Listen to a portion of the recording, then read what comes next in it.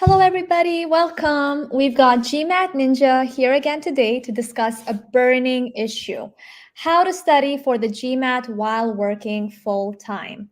Well, we're all busy working professionals, and in today's demanding work life, an average working professional easily spends 8 to 10 hours of daily time in their day job. And by the time you finish your work, you're exhausted and struggling to focus on your GMAT studies. So, how do you achieve your GMAT goal? Well, balancing work and study is challenging, but with the right tips and techniques, many students successfully navigate both responsibilities. And today, GMAT Ninja is going to give us 5 tips on time management strategies, study schedule planning, and how to stay focused and motivated during GMAT preparation. So, Charles, what is our first tip? Yeah, thank you so much, Selby. You would think that I'd start talking about the GMAT right away. I actually think the most important thing by far is to understand your body clock. And what I mean by that is when you look at studies on sleep, there's two kinds of people. There are larks and owls. Owls are at their sharpest later in the day, have a hard time getting up in the morning and having their brain work. And it's usually later in the day, afternoon, evening, maybe late evening when you're at your sharpest. Then there are larks, wake up in the morning, brains on right away. If you're one of those, fantastic. I've always been an owl. It's one of those things that's actually hardwired into our biology. You're probably one or the Mhm. other. Now, understand which one you are. And what you want to do is give yourself a really, really consistent study schedule, understanding how to fit in that 1 or 2 hours per weekday. Don't try to do more than that, especially if some crazy job, you're an investment banker, you're a consultant, you're working 12 hours. Get 1 or 2 really good hours. If you're an owl, do it after work. If you're a lark, wake up extra early in the morning, get it done in the morning, then go to work. Don't have to think about GMAT the rest of the day. So absolutely crucial thing, get your sleep. But the way you get your sleep is by making sure you're putting the studying in. Morning, Mhm. if you're very clearly a morning person, evening, if you're very clearly an evening person. And on your weekdays, on your work days, limit it. 2 hours, plenty. One might be Mhm. great. Just make it really, really consistent, same time of the day, and you'll be able to sustain that studying over a longer period. And what is your tip number two? Now we'll actually talk about the GMAT a little bit, and that is I don't want you to binge study. And what I mean by that is the temptation. So anybody interested in MBA, you're obviously really ambitious if you're doing this. You're trying to balance that intense, probably corporate job with studying. And there's this temptation to go, okay, on Saturday morning when I'm not working, I'm going to wake up and I'm going to do 9 hours of studying. I'm going to treat it like a work day. I'm going to study all day. Please, please, Mhm. please, whatever you do, don't do that, because the GMAT is so sensitive to unforced errors. Anybody that's watched our other videos has heard me bark about that nonstop. If you make careless errors, adaptive tests like the GMAT, you're going to get yourself into trouble. Same would apply to the EA or the GRE as well. So if you're practicing exhausted, or not even exhausted, just a little bit less sharp than usual, you're going to make careless errors. The more you practice making careless errors, the more you're going to do it on the test. That's when the wheels come off and you get a score where you walk out and go, I swear I knew this stuff. How did I get a score that's 100 points lower than I thought I deserved? So when you study, when you have those longer weekend sessions, 3 or 4 hours of really good high quality practice, that's it. Stop. Mhm. Don't sit there and crank out problems for 12 hours, because what you're doing in hour number 4, 5, 6, and beyond is you're training yourself to be sloppy, and that just means that you're more likely to have disappointment. So keep those study sessions focused, really good quality practice. Walk away, go enjoy your life after that. Makes sense. Also, guys, feel free to ask your questions in the comment section. We'll definitely bring them up later. But yeah, what is now tip number three?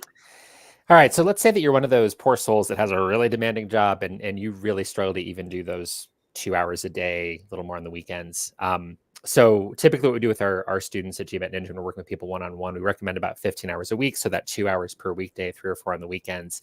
Now, let's suppose that you're one of those poor people that can't even really find that. Like investment bankers, consultants are the ones that like to pick on. You work in finance, you work in a tech company, you're launching a big product and you're getting your butt kicked and you're working 60 hours a week and you just can't get that many hours in. But maybe you can do 5 or 6 or 7 through the course of the week. What I want you to really think about, it's not necessarily that you start with your weaknesses, but I want you to start with the things that are going to take you the longest to improve. Mhm. Probably your biggest weaknesses, not necessarily. What I mean by that is typically verbal for most people, critical reasoning, reading comprehension. If you have weaknesses there, it's going to take some time and some practice, because we can't just say, hey, here's all the magic formulas for reading comprehension. That doesn't exist. So you want to make sure that if you have to pick your battles and say, hey, which of these three sections do I want to focus on? Quant, I've got some weaknesses, and my algebra is good, but I need to brush up on some minor things. I need to brush up on percents and rates. Look, you can do that later. If you need work on critical reasoning or reading comp, it's going to take you some time. If you need work on the verbal end of data insights, that's going to take you some time, because that's essentially getting better at reading these kinds of passages. So be very, very aware of the things that are going to take you longer. And if you have to pick battles, make sure that those are making their way in. What you don't want to do is, hey, I'm going to study quant for a month and then study verbal for a month and then study data insights for a month. You're going to forget the quant as you study the verbal. Terrible idea. Focus first on the things that take you a while and try to keep it a little bit of balance in there so you don't completely lose the skills in the other areas. Makes sense. We've already started getting questions, but I will bring them in later. What is tip number 4, Charles? Tip number 4, please don't destroy your weekend.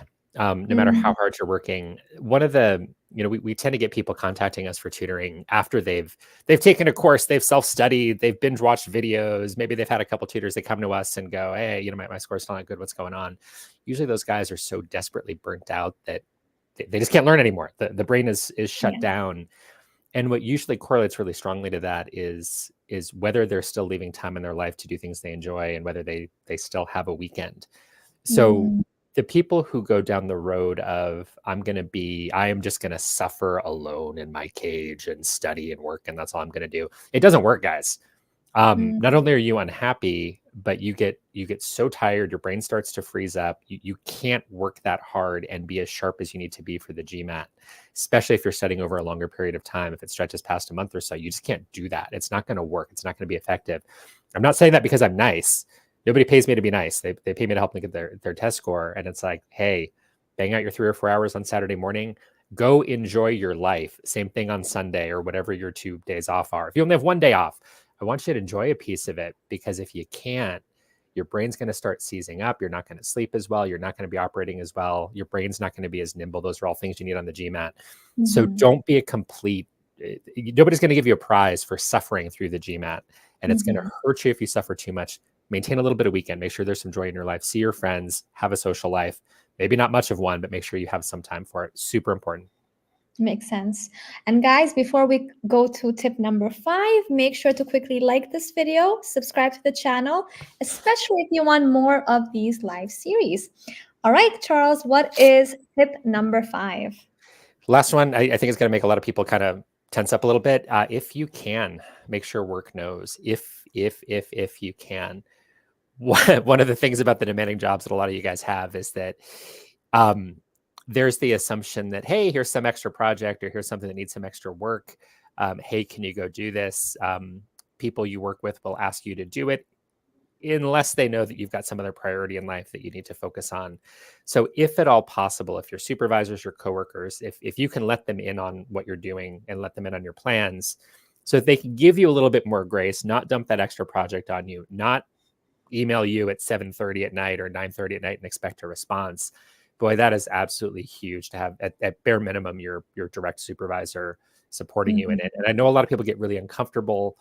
Without a doubt, there are work environments where you know that as soon as you say, I'm studying for the GMAT, I want to go to business school. Unfortunately, there are work environments out there where people will go, you're not going to stay here forever, and they'll fire you. Exceedingly rare. Most people say, hey, this is great. I've got somebody who's my direct report. I want to support them. And it's going to help you a ton to just have enough space in your life to get some really good quality studying and take care of your body so that they can be good quality studying. So when in doubt, absolutely sit down with your supervisor, your coworkers, anybody who helps, or anybody who dumps work on you, maybe is the best way to put it. And just make sure that they know that you're going to spend a few months studying for this test. It's really important to you. And that can help enormously, because if that can free up a few evenings or let you actually get home from work at a reasonable time, huge, huge difference. So be open with people if at all possible. And again, I understand that's not possible in every work culture, but when in doubt, sit down with somebody and say, here's what I'm trying to do. And even if you don't ask for extra time to do these things, I can guarantee that any good supervisor will say, okay, I'm going to take it easy on you for a few months here. Keep me posted. What can I do to help? So by all means, be open about it. A lot of people hide unnecessarily, but be open with your coworkers if you can. Makes sense. Also, guys, as we were mentioning in the comment section, do let us know how many hours per day you work. We want to know exactly how you guys manage your studies, etc., etc. And yeah, I'll bring up something really sweet that was mentioned in the beginning, where Max mentioned, "Hey, Charles and team, just wanted to tune in and leave you guys a big thank you. They received their target score of 695 yesterday, and their whole prep was pretty much exclusively through our super helpful videos." That's Thank you awesome. so much. Thank you, Max. Congratulations. And by the way, for anybody who's new to seeing these scores, still 695 is phenomenal. That's like a 750 on the old GMAT. I mean, this is you're gonna have some great options, Max. And thank you so much for taking the time to write that. That's really kind. So Amazing. congratulations. And guys, also, I just wanted to mention that this video will be saved in a special playlist of exceptional GMAT. Oh no, wait, this will be saved in a special playlist afterwards. So do check that out on our homepage. All right, I'm gonna bring up the questions. So Sudhanshu is asking, "Greetings, Charles. Can you suggest some reading material for improving humanities and social passage understanding?" Ooh, good question. So I think what you're referring to is sort of the longer run strategy of if you're just trying to get better at reading fundamentally, so not GMAT specific passages. Two thoughts here. One is so as you practice, this is not answering your question directly, but if you want to practice with harder humanities, social science type passages, literature, that kind of thing, you could practice with LSAT reading comprehension sets. They're tougher, they're longer. A lot of those sorts of topics pop up. That's one option for your practice. For your leisure reading, humanities and social science passages specifically. Good question. We have some recommendations. We have a couple of articles up on our website at gmatninja.com. I can't remember if we posted something similar on GMAT Club. Reading fiction, reading nonfiction, improve your fundamental reading skills. And we have a couple of novelists among our team that wrote some recommendations. So I can track that down for you. And I'm trying to think specifically for humanities and social science. A lot of people go down the road of something like The Economist, but that's not really getting into the humanities. Let me think on that a little bit. And Sudhanshu, if you want to tag me somewhere in the GMAT Club forum, just tag at GMAT Ninja and let me get you some specific recommendations. My one other thought here, there's actually some really interesting research on reading fiction as a way to improve your reading comprehension for nonfiction.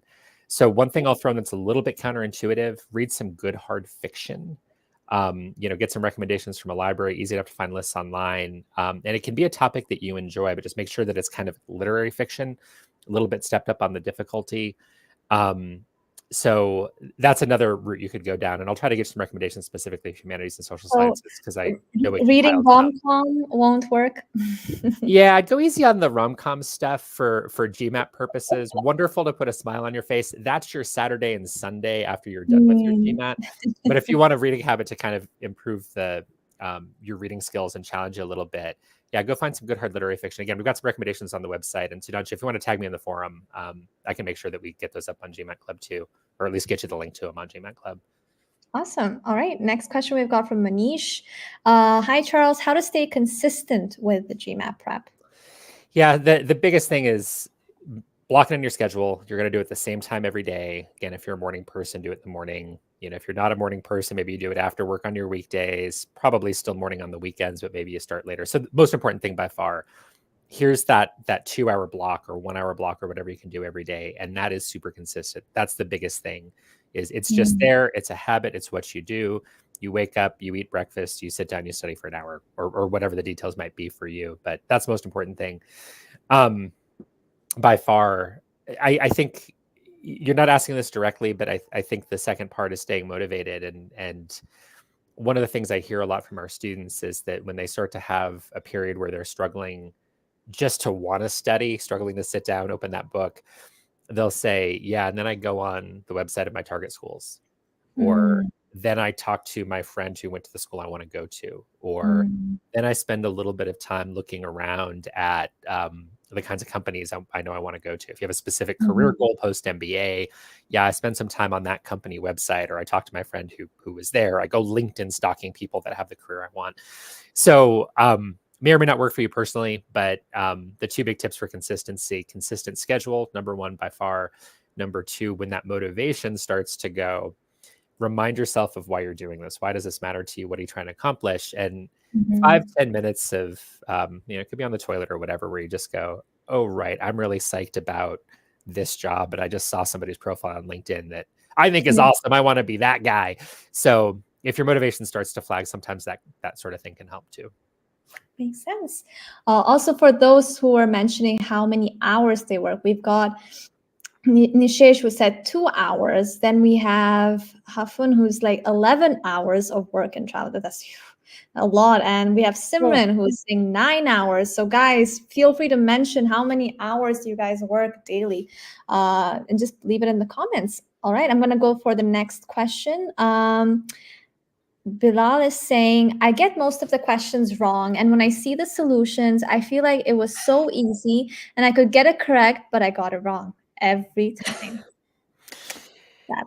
Yeah, that's a terrible feeling. And I'm sorry you're going through that, Bilal, because it's a really common feeling. And I'm sure people watching this, a lot of them are going, kind of that feeling. Two possibilities here. There's two reasons why you would get that feeling. One is if it's careless errors of some sort, where you really should have had it, where you look at it and go, wait, I thought I knew what I was doing. That is the thing that is, and it's not sexy, it's not exciting, but it's the single biggest killer of GMAT scores, just because it's an adaptive test. You miss easy questions, you're never going to see the hard questions. Your score is determined as much by the difficulty of the questions as it is by the number of questions you miss. So in a lot of the video, like most of my videos, I think I yap incessantly about how to avoid careless errors, and different things for different question types. Quant, for example, always read the question twice, always check your work as you go. Those are things that people kind of go, yeah, I'm tired of hearing it. When are you going to teach me some math? But if you're really missing questions that you're capable of getting right on quant, for example, that sort of thing that is so boring and nobody wants to hear it, it is so crucial. So I want you to really look at your processes. So if you decide to go watch some of our videos, I want you to really focus on, okay, how can implementing this really unsexy sounding process help me to avoid those unforced errors? The other thing that I want to caution everybody here is, when you read an explanation afterwards, what are those explanations? It's, well, somebody, maybe somebody who was contracted by GMAT, if it's in the official guide, maybe it's some, people like me, who write explanations on GMAT Club.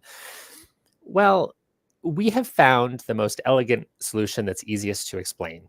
And you can read that and go, oh, that looks so easy. But that's not the skill. It's looking at a question that it kind of feels like a puzzle. Again, I'll pick on quant because I think it's easiest to see, and going, okay, well, where do I start? What do I do here? And magical, when we write an explanation, we're just doing the easiest thing right away.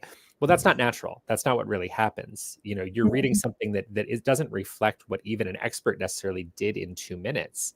You're reading the most easy to understand, easy to explain, elegant explanation that somebody could write and put on the GMAT Club forum. And that is not authentic to anybody's experience as a test taker. Same thing on verbal. When we say, oh, here's how you should get the answer to question 2 on this reading comp passage, we're explaining that reading comp passage to you in different words, not the words of the passage, which are by definition harder to understand than this nice elegant explanation. So the answer explanations are always going to feel, not always, but most of the time, they're going to feel easy and elegant. And you go, well, that should be easy, but it's not really the skill that you're using taking the GMAT. So one small piece of study advice, after you do a set, let's say you sit down and you do 25 quant questions, verbal questions, whatever they are, I'd let that set, figure out which ones you missed, write a list of them, don't review them, walk away for a day or two, then come back and try to redo your errors and see how many of those you can do correctly the next time. If you do them correctly the second time, that's a sign you made a careless error and there's something wrong with your process. Is that you missed the second time, maybe you want to go look at an explanation. But I want to make sure that you're separating out, these are questions where I'm legitimately getting beat by the content. These are questions where I'm beating myself. Don't want you to beat yourself. Really, really important. Job number one, you do that. You always make sure you get the ones right that you can get right. Huge, huge difference in your score. So don't let those, bottom line, don't let those explanations that look all nice rattle you into thinking that the GMAT is something it's not, because they're going to see you after a while. Hey, these guys make it look so easy. It's not. No, makes sense. I'll take only a couple more questions here. So Simran's asking also suggestions to improve attention and focus. As when I come from work, I'm usually exhausted. I sit for an hour and then I feel like wrapping up, but I ended up doing only a section and then feel guilty. Yeah, and Simran, great to see you here. Assuming this is the Simran, I think it is. Absolutely wonderful to see you here. Yeah, a couple thoughts. What is, I don't think the guilt helps. I know it's really hard to just say, I'm going to stop feeling guilty about it, but you can only do so much, right? And when you have jobs, and Simran, I think I saw your work hours where it's, 9 hours plus travel. Give yourself some grace, everybody, because your body can only handle so much. We are not wired to work 16 hours a day, every day at high levels of focus. It doesn't work. Our brain starts shutting down. It just doesn't work. So give yourself some space. Hey, if you don't have it that day, that's okay. Do one section. Great. If you really don't have it and you know that a practice set is going to be a bloodbath, watch a video or something. And say, well, at least I'm getting some tips out of this, or it's easier for me to kind of stay engaged and awake and be fully focused and do quality work. Watching a critical reasoning video, I'm doing 6 questions along with a video in 45 minutes. It's not the same as sitting down and do a set, but you get something out of it. That's one thing you can do. Above all, I think, and this is a really hard thing to do, but it's taking that step back and going, if you're coming home from work exhausted and almost every night you're struggling to focus, you're probably sleep deprived. You're probably not getting enough, and maybe not be getting enough enjoyment in your life. You might not be eating properly. And I'm not saying you should be on some special amazing diet, but when you work that hard, you forget to eat. Your blood sugar's in the tank and your brain shut down. So some of it might be kind of a longer term, take a step back and think about what your body needs to function well. And part of pacing yourself for studying is taking care of your body so that you're sharp. And again, if you have those days where you're that exhausted, see what changes you can make in your life so you get your full 8 hours of sleep. It is a total myth that some people can survive on 4 hours of sleep. Tons of academic research on it. It is a fraction of 1% of the population that can do that and actually be at their peak mental capacity. Vast majority of us, it's remarkably uniform, depending on your age, right around 8 hours, I think, for most of the crowd watching here, remarkably uniform in terms of our needs for peak performance. So if you're not getting that 8 hours or something darn close to it, yeah, you're going to come home from work after a 9, 10, 11-hour day, including travel, and it's not going to work very often. So try to think about those changes. They're really hard to make. I understand that. And whatever you do, don't feel guilty, because that doesn't help. You're going to sleep worse and you feed the cycle. So it's really hard. And I wish I could say more than that, but be nice to yourself, because that's going to help you on the GMAT. Yeah, of course. Also, guys, we might not be able to answer all of the questions, but if you want more such live sessions, the only way we'll be convinced is if you like this video and subscribe to the channel. There's so many of you watching it and guys have not liked yet. So go ahead and like the video. Okay, I have another question here. Maninder has mentioned that they've got a test prep company plan, but still can't use it because of their work commitments. They feel bad and stressed every day. What to do? Yeah, well, I'm sorry you're going through that. That's awful. The biggest thing is that's probably the wrong plan for you. If it's so intense that you can't fit it in, you need something different. I don't know what that might be. But if you're working directly with an individual at that test prep company, I think what you need to say is, here's the hours I have. I can do 1 hour. I'm making up details, obviously, that might not be right. I can do 1 hour a day, Monday through Thursday. I can do 2 hours on Friday. I can do 4 each on Saturday, Sunday, whatever it might be. And how do I customize this to fit? Because I think, again, you're in that stress cycle of, you don't have the hours and bandwidth to do the study you want to do, and then you feel worse about it. You sleep worse because you're stressed out, and then it's even harder to get it done, and you're in that bad cycle. So don't force somebody's one size fits all. Like, we have a 13-week study plan. It needs updating, but for GMAT Focus, and it's 15 hours a week of studying. If you can't do that, don't force it. Don't take my plan and force it into your life if it doesn't fit your life. If that's the case, it's the wrong plan for you. You need to customize it. So start with, what can you do that's sustainable, where your body and your brain functions optimally?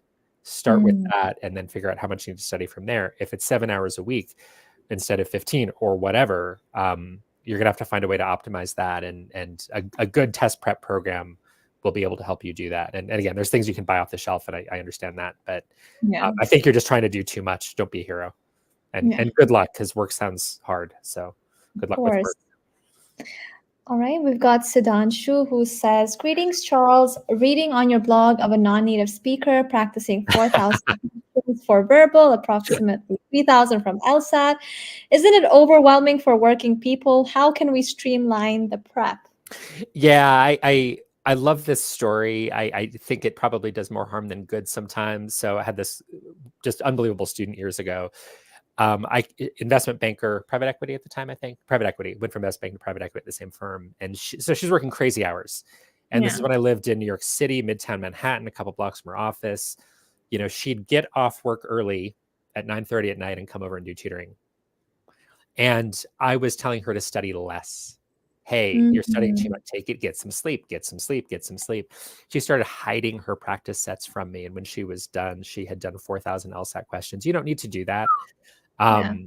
Amazing that she did. She had reading weaknesses, and she addressed them by just brute force. And it's really impressive. This is not what you want to be doing, most of you. And it's a good story of how you can move mountains if you have a really big weakness in reading. Phenomenal. Amazing that she did it. All the respect in the world. We're still in touch. She's awesome. Went to Harvard. Great. This is not the way. This is not what I was telling her to do either. This is not the way. It's amazing. I respect it, but don't take this as an example of what you need to be doing, because quantity doesn't always equal results. Good high quality reps, good focused practice. You don't need to do this much practice necessarily. So love the story, but yeah, please don't take it as a model for behavior if you're tired. All right. We've got Naman who says, "My work is from 12:30 to 9:30 Indian Standard Time, but sometimes it's difficult to get to concentrate. How to build attention towards the study?" I think we've already mentioned in terms of how to build attention, right, in the previous question. Yeah, I think that's more of a long-term thing. There's an interesting question from Frank here that might be worth taking. Oh, yeah. I'll bring it up. Is Adderall recommendable? Yeah, I don't know if we still have it up on our website, but I wrote a blog post years ago about I call them academic performance enhancing drugs. Adderall, Ritalin are the two most common. Unfortunately, a lot of people, undergraduates, tend to abuse them, take them, study for 36 hours straight, go take their test. I'm not moralizing at you. Whatever substances you're into, no problem. That's not what I'm here to say. Just practical advice. GMAT, you need to be able to think broadly. Typical question on quant, for example, there might be 6 different solution paths. Can you think flexibly about the best one? When you're on these, again, unless you have a condition, if these are prescribed, different animal. If you're using them by prescription, take them. Do what your doctor says. If you're taking them to enhance your academic performance ability to focus, they do not work very well for the GMAT, because you hyper-focus on one thing. So instead of kind of going, what are my different options for this quant problem? You're going to hyper-focus on one thing and spend 6 minutes hyper-focusing, doing 50 lines of algebra. And meanwhile, there was much solution you don't see. They tend to create tunnel vision. Everybody's body chemistry, brain chemistry is different. But in the heyday, at least here in the US, of Adderall, Ritalin, people just kind of coming out of undergrad going, well, when I study, I take Adderall. Even when they don't have a condition for which it's prescribed, we saw people, I was like, okay, let's see what happens. And we saw their performance decline because they would hyper-focus. So not typically good for this test. Again, doctor says to take it. In general, these drugs aren't going to help you on the GMAT. Unfortunately, bad for your body in other ways, but that part's up to you. Makes sense. All right. Also, more than 100 of you are here. Like this video if you want more of these live sessions. Otherwise, we ain't doing them. So go ahead, like the video. All right. I'll take up another question here. So this is from Hafun. She was saying, "I'm able to solve CR medium level questions within 2 minutes, but not the hard ones. What could be wrong? Also, I take around 15 to 20 minutes to solve a 700 level RC. I have been reading literary fiction for 10 plus years." Yeah, a couple possibilities there. The first one is, you're not gonna like this. Yeah, they're hard. They're hard for a reason, right? So it makes sense. There's nothing necessarily wrong if you're doing well on the easy and medium ones and struggling on the hard ones. They're hard. So unfortunately, sometimes that's just how it goes. And if you get really good at the hard ones, okay, maybe you're set up for a really elite score, but you can be really, really great at taking this test, score well into the 80s on verbal, and be great at medium and struggle on hard. So that by itself isn't alarming. The speed, depending on what you mean by 15 to 20 minutes to solve, well, how many RC questions do you mean exactly? If it's 3 questions, that's a big problem. If it's 7 questions, maybe not such a big problem. A couple possibilities, and I know this isn't very satisfying because it ends up being generic. One is, yeah, maybe it is a reading speed issue fundamentally, and that's a hard thing to improve, especially if you've been reading hard stuff for a while. Maybe you've kind of maxed that out, and we can get into the biology of reading speed and visual processing and all that stuff. Some of that's hardwired. It can be hard, depending on the circumstances, to improve your reading speed further. Thought number one, but that's possible. The other possibility that maybe is a stronger one, if you're a good reader, is the way you're approaching the passages. And this is something we talk about in all of the reading comp videos, where maybe you're hyper focusing on the details. If you obsess over every detail as you read that reading comp passage, you're going to waste a lot of time. You're also going to struggle with the big picture. Maybe you're skimming a little bit too quickly, and then you have to go back and forth. If you find yourself going back and forth too much between questions, answer choice, passage, question, answer choice, passage, that's a sign you're not reading it optimally the first time. Should you go back and look at the passage some? Yeah, you bet. There's nothing wrong with that.